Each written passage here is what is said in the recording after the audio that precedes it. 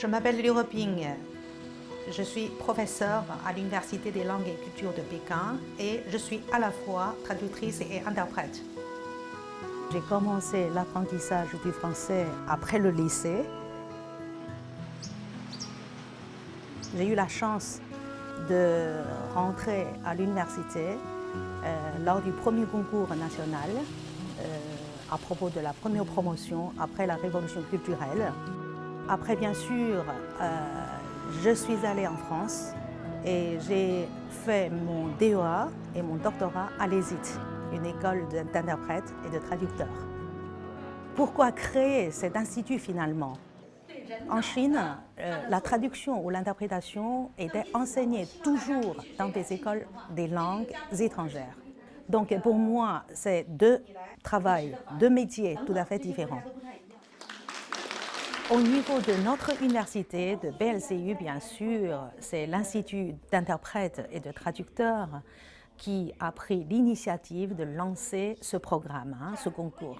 On pensait plutôt trouver un moyen par lequel les étudiants pouvaient montrer ce qu'ils ont appris. Diplomatique entre la Chine et la France a été publié le 27 janvier 1964. La première édition, c'était le concours d'interprétation et de traduction de BLCU. Et la deuxième édition, l'année dernière, ça s'est déjà devenu deuxième édition, mais internationale, d'interprétation et de traduction. Cette année, c'est la troisième édition. C'est vraiment au sens propre du terme. Ça devient national et international. 3000 inscrits représentant plus de 170 universités et à peu près de 10 pays différents.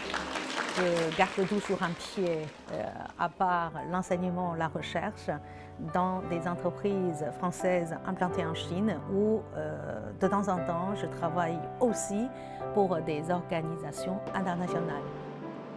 J'ai déjà participé à 3 reprises aux conventions nationales, au congrès national organisé par la CEUTI à Genève.